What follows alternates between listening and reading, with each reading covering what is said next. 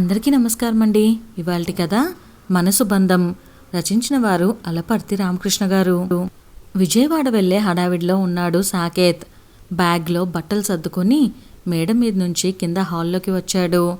వందన అతని వెనకే వచ్చింది హాల్లోకి. విజయవాడ వెళ్తున్నావట కదా అడిగాడు అక్కడే నిలబడి ఉన్న అనంతయ్య. అవును నాన్న, ఆఫీస్ పని మీద అర్జెంటుగా విజయవాడ వెళ్లాల్సి వచ్చింది. అక్కడ మా కంపెనీ మరో యూనిట్ పెట్టబోతుంది. స్థలం లీజుకు తీసుకొని బిల్డింగ్ కట్టించే పని కాంట్రాక్టర్కు అప్పగించాలి. వారం రోజులు అక్కడే ఉండాల్సి వస్తుంది అన్నాడు. సాకేత్ ఓ సాఫ్ట్వేర్ కంపెనీలో హెచ్ఆర్ విభాగానికి అధిపతి. నెలకు ₹1,00,000 జీతం. మల్టీనేషనల్ కంపెనీలో మెరుగైన జీతంతో పాటు పని భారం కూడా ఎక్కువే. మీ దగ్గర క్రెడిట్ కార్డ్స్, సెల్ ఫోన్స్ ఉన్నాయో లేదో చెక్ చేసుకోండి. అవి ఉంటే ప్రపంచంలో ఎక్కడికైనా వెళ్ళి రాగలరు. తండ్రి వైపు నుంచి అతని దృష్టి మళ్లించే ఉద్దేశంతో అన్నది వందన. తండ్రితో భర్త ఎక్కువసేపు మాట్లాడటం ఆమెకు ఇష్టం ఉండదు. ఎందుకంటే వాళ్ళిద్దరూ ఒకే కంపెనీలో పనిచేశారు, ప్రేమించుకున్నారు, పెళ్లి చేసుకోవాలి అనుకున్నారు. అనంతయ్య మొదట్లో అభ్యంతరం చెప్పాడు. తర్వాత కొడుకు మనసు తెలుసుకొని సర్దుకుపోయాడు. కోడలికి మాత్రం మామగారి మీద ఇంకా ఆ కోపం పోలేదు. సాకేత్, వందన పై పోర్షన్లో ఉంటారు, కింద పోర్షన్లో అతని తల్లిదండ్రులుంటారు. రాఘవ నీకు తెలుసు కదా, నాకు ఆత్మీయ స్నేహితుడు. వాడుండేది విజయవాడలోనే. ఈ కాగితంలో రాఘవ అడ్రస్సు, ఫోన్ నెంబరు ఉన్నాయి. వీలు చూసుకొని వాడింటికి వెళ్ళిరా. అడ్రస్సు కాగితం కొడుకు చేతిలో పెట్టి చెప్పాడు అనంతయ్య. మీ అబ్బాయి ఆఫీస్ పని మీద వెళ్తుంటే మీ స్నేహితుని కలవమని చెప్తారెందుకు? అంత ఆప్తమిత్రుడైతే అతనే మీ దగ్గరికి వచ్చి చూసి వెళ్ళేవాళ్ళు కదా.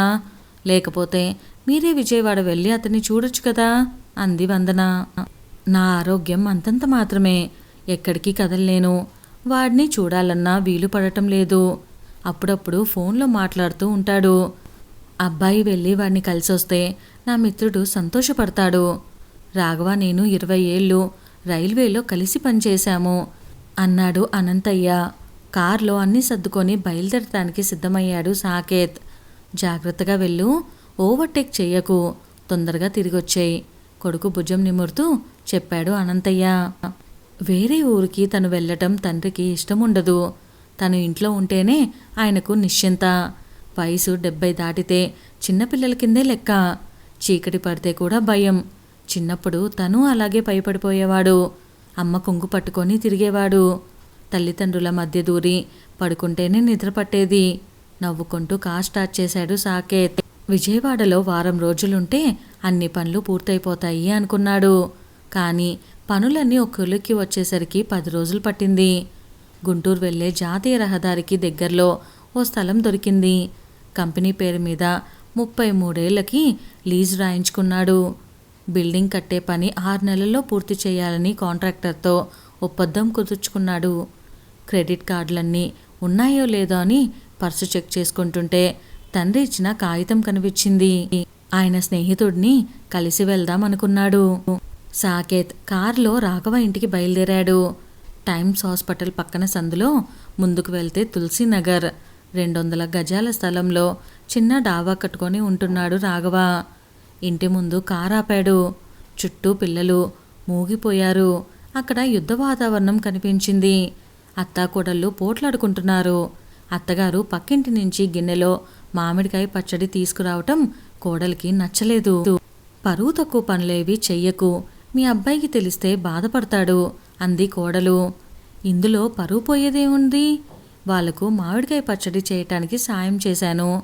వచ్చేస్తుంటే నాంచారమ్మ గిన్నెలో పచ్చడి పెట్టి ఇచ్చింది. మీ మామగారికి కొత్త పచ్చడి అంటే ఇష్టం అంది అత్తగారు. అన్నిటికీ కక్కుర్తి పడతారెందుకు అంది కోడలు. తోక తొక్కిన పాములా బుస్సం అని లేచింది అత్తగారు. కకృతి పడేది నువ్వు మీ అమ్మ. మొన్న మీ అమ్మ మన ఇంటికి వచ్చినప్పుడు ఇంట్లో వస్తువులన్నీ మూట కట్టుకుపోవటం నేను చూడలేదనుకున్నావా? కూతురింటికి వచ్చేటప్పుడు అవి ఇవి తెస్తారు గాని అల్లుడింటి నుంచి పట్టుకుపోవటం నేనెక్కడా చూడలేదు. కిందటి నెలలో నీకు సుస్థి చేసినప్పుడు హాస్పిటల్కి వచ్చి నీ పక్కనే ఉండి సేవలు చేసింది మా అమ్మ. మా అమ్మనే తిడతావా? నీకు విశ్వాసం లేదు. అత్తగారి మీదకు లంఘించింది కోడలు. ఇద్దరు జుట్టు పట్టుకున్నారు. అక్కడ చేరిన పిల్లలు వినోదంగా వాళ్ళిద్దరి పోట్లాడతా చూస్తూ ఉండిపోయారు.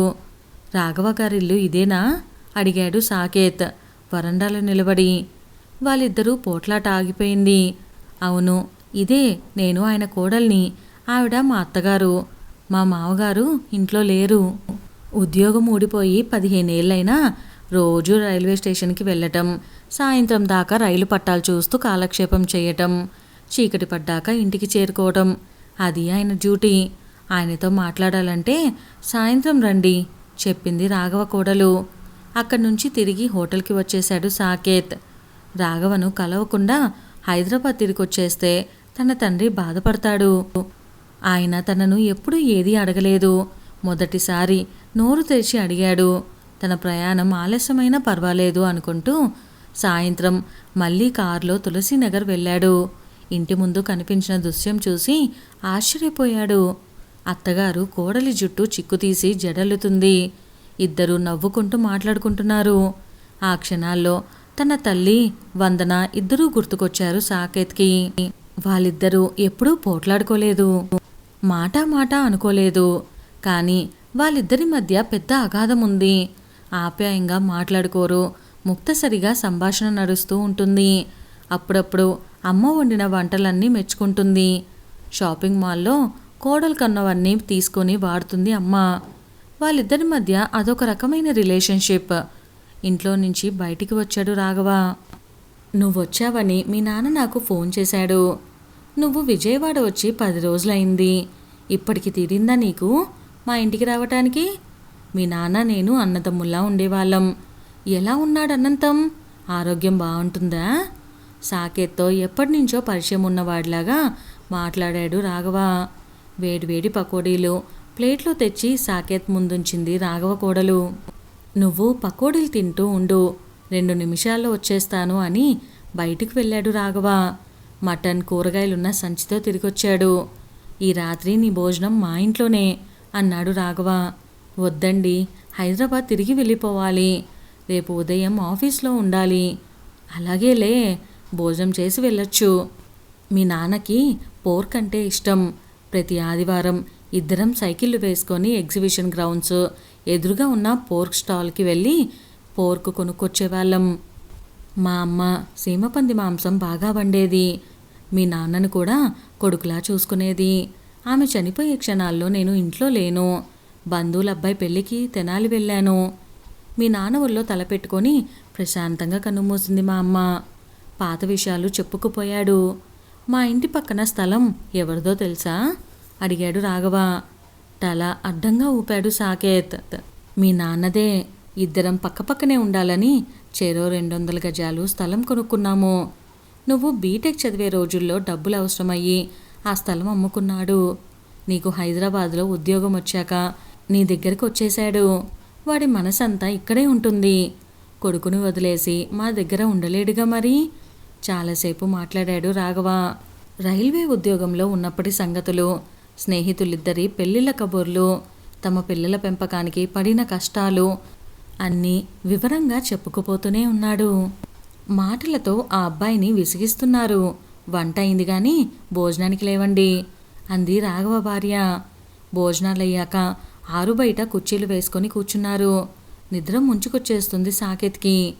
రాత్రి ప్రయాణం మంచిది కాదు కానీ రేపు తెల్లవారుజామున బయలుదేరదు గాని అన్నాడాయన. ఆ రాత్రి వాళ్ళింట్లోనే పడుకున్నాడు. గాఢ నిద్ర పట్టేసింది. దోమలు కుడుతున్నా మెలకువ రాలేదు సాకేత్కి. మరుసటి రోజు బయలుదేరడానికి సిద్ధమయ్యాడు. రాఘవ భుజాన చిన్న బ్యాగ్ తగిలించుకొని కారు దగ్గరికి వచ్చాడు. రాత్రి సరిగ్గా నిద్ర పట్టలేదు బాబు.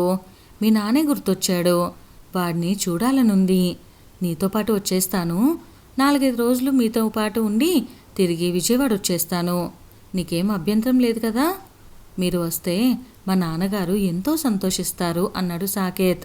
కారెక్కి కూర్చున్నాడు రాఘవ. కోదాడ రాగానే ఇదే మీ నాన్న సొంతూరు. ఈ ఊళ్ళోనే పుట్టి పెరిగాడు. మీ నాయనమ్మ చనిపోయిన తర్వాత మీ తాత మరో పెళ్లి చేసుకున్నాడు.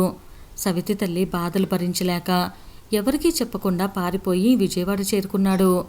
బస్టాండ్ దగ్గర మా నాన్నకు కనిపించాడు. వెంటనే ఇంటికి తీసుకొచ్చాడు. అప్పుడు మా ఇద్దరి వయసు ఒకటే. మాకు 10 ఏళ్ళుండేవి. అప్పట్లో కృష్ణా ఒడ్డున పటమటలంకలో ఉండేవాళ్ళం. ఆ రోజుల్లో గాలిపటాలు ఎగరేసేవాళ్ళం. ఇసుక పాయల్లో తిరుగుతూ నదిలో ఈతలు కొట్టేవాళ్ళం. పాత సైకిల్ చక్రాలు దొల్లించుకుంటూ రోడ్ల మీద పరిగెత్తేవాళ్ళం. మా ఇద్దరికి చదువు అబ్బలేదు. 20 ఏళ్ళు రాగానే మా ఇద్దరిని రైల్వే బ్రిడ్జ్ ఇన్స్పెక్టర్ మంగారావు గారి దగ్గరికి తీసుకువెళ్ళాడు మా నాన్న. ఆయన మా నాన్న స్నేహితుడే. మా ఇద్దరికి గ్యాంగ్ మ్యాన్గా టెంపరరీ ఉద్యోగాలు ఇచ్చారు. ఒళ్ళు దాచుకోకుండా 5 ఏళ్ళు పనిచేశాక మా ఉద్యోగాలు రెగ్యులర్ అయ్యాయి. విజయవాడ నుంచి బిట్రగుంట దాకా ఉండేది మా సెక్షన్. రైల్వే బ్రిడ్జిలకు ఎక్కడ రిపేర్లు వస్తే అక్కడ గుడారాలు వేసుకొని రైలు పట్టాలు లాగుతూ చెక్క స్లిప్పర్లు మోస్తూ మేకులు బిగిస్తూ ఎండలో పనిచేసేవాళ్ళం. రిటైర్ అయ్యేదాకా ఇద్దరం ఒకే సెక్షన్లో పనిచేశాం. గతం తాలూకా జ్ఞాపకాలు పంచుకున్నాడు రాఘవ. ఇప్పుడు మీ చుట్టాలెవరైనా ఈ ఊర్లో ఉన్నారా? ఎందుకంటే మీ తాత చనిపోయినప్పుడు ఎవరో బంధువులు వచ్చి కర్మకాండల కోసం మీ నాన్నను తీసుకువెళ్లారు. 10 రోజుల తర్వాత మీ నాన్న తిరిగి వచ్చేశాడు. బంధువులు ఎవరో కూడా గుర్తుపట్టలేని స్థితిలో ఉండేవాడు మీ నాన్న. ఆ పాత చుట్టరికం తెగిపోయినట్లే. సూర్యాపేట దాటాక ఫుడ్కోర్ట్ దగ్గర కారు ఆపాడు సాకేత్. కాఫీ తాగి మళ్ళీ బయలుదేరారు. మధురానగర్ చేరుకునేసరికి మధ్యాహ్నం 1 గంట అయింది. మీరు కింద పోర్షన్లోకి వెళ్ళండి. అమ్మా నాన్నలు అందులోనే ఉంటున్నారు. మేము పైన పోర్షన్లో ఉంటున్నాము. దారి చూపిస్తూ రాఘవకు చెప్పాడు సాకేత్. ఆశ్చర్యపోతూ మెట్లెక్కాడు. ఇల్లు చాలా పెద్దది. అందరూ ఒక పోర్షన్లోనే ఉంటూ మరో పోర్షన్ అద్దెకిచ్చుకోవచ్చు కదా మనసులోనే అనుకున్నాడు రాఘవ. రాఘవన్ చూసి సంబరపడిపోయాడు అనంతయ్య. వంటగదిలో పని చేసుకుంటున్న భార్యను పిలిచాడు. నా స్నేహితుడు రాక మన ఇంటికొచ్చాడు. వారం రోజులు మన ఇంట్లోనే ఉంటాడు. వాడికి ఇష్టమైన వంటకాలన్నీ చేసి పెట్టాలి అన్నాడు అనంతయ్య ఆనందంతో ఊగిపోతూ. వాళ్ళిద్దరినీ గమనిస్తూనే ఉన్నాడు సాకేత్. రాఘవ వచ్చాక తండ్రిలో వచ్చిన మార్పును చూసి ఆశ్చర్యపోయాడు. ఎప్పుడో బాగా అవసరమైతే గాని మెట్లెక్కి పైకి వచ్చేవాడు కాదు. అలాంటిది చకచక మెట్లెక్కటం, ఇద్దరూ కలిసి సెంటర్ దాకా నడిచి వెళ్ళటం, సాయంత్రం పూట పార్కుకు వెళ్ళటం, రాత్రులు 11 గంటల దాకా వాళ్ళిద్దరూ ఇంటి ముందు కూర్చొని కబుర్లు చెప్పుకోవటం. తండ్రిలో పొంగి పొర్లుతున్న ఆనందం స్పష్టంగా కనిపించింది సాకేత్కి. అంకుల్, మీరు అప్పుడప్పుడు హైదరాబాద్ రావచ్చు కదా రాఘవతో అన్నాడు. నాకు రావాలనే ఉంటుందబ్బాయ్. నా 2 కొడుకులకు సరైన ఉద్యోగాలు లేవు. పెద్ద కొడుకు పెళ్లి చేశాను. వాడి సంసారం బరువు కూడా నా మీదే. చిన్న కొడుకు సినిమా థియేటర్లో పనిచేస్తాడు. టికెట్లు బుకింగ్ కౌంటర్లో ఉంటాడు. వాడికి ఇంకా పెళ్లి కాలేదు. నాకు వచ్చే పెన్షన్ మీదే అందరూ ఆధారపడ్డారు. హైదరాబాద్ రావాలంటే 1000 రూపాయలైనా చేతిలో ఉండాలి. అన్నట్లు అడగటం మర్చిపోయాను. మా పెద్దబ్బాయి పెళ్ళికి రమ్మని మీ నాన్నకు ఫోన్లో చెప్పాను. శుభలేఖ కూడా పంపించాను. రాలేదెందుకని అడిగాడు రాఘవ. కొడుకు వైపు చూశాడు అనంతయ్య. ఒక మనిషి తోడులేందే మా నాన్న రాలేడు. విజయవాడ తీసుకువెళ్ళమని గొడవ చేశాడు. ఏదో ఆఫీస్ పనిలో ఉండి రాలేకపోయాము. మీ చిన్న కొడుకు పెళ్ళికి తప్పకుండా వస్తాంలేండి అన్నాడు సాకేత్. నీ దగ్గర ఎర్ర జెండా పచ్చ జెండా ఉండాలి కదా, భద్రంగా దాచిపెట్టుకున్నావా పారేశావా అనంతయ్యను అడిగాడు రాఘవ. బీరువాలో ఓ మూల దాచిపెట్టిన జెండాలు బయటకు తీశాడు అనంతయ్య. రైల్వే గార్డులు, స్టేషన్ మాస్టర్లు, లైన్ మీద పనిచేసే గ్యాంగ్ మ్యాన్ ఉపయోగించే జెండాలవి. బాగా పాతబడిపోయి ఉన్నాయి. మేము లైన్ మీద పనిచేసేటప్పుడు వచ్చేపోయే రైళ్లను ఆపాల్సిన అవసరం వస్తే ఎర్ర జెండా ఊపేవాళ్ళం. పని పూర్తయిపోయి వర్కర్లు పక్కకు తప్పుకున్నాక పచ్చ జెండా ఊపేవాళ్ళం. ఈ జెండాలంటే మీ నాన్నకు ఎంతో ఇష్టం. రిటైర్ అయ్యాక కూడా ఆ జెండాలు తనతో పాటే ఉంచుకున్నాడు సాకేత్తో చెప్పాడు రాఘవ. చెరొక జెండా పట్టుకొని ఊపుతూ కూర్చున్నారిద్దరూ. చిన్నపిల్లలా మారిపోయారు. తిరుగు ప్రయాణమయ్యాడు రాఘవ. స్టేషన్ దగ్గర డ్రాప్ చేస్తానన్నాడు సాకేత్.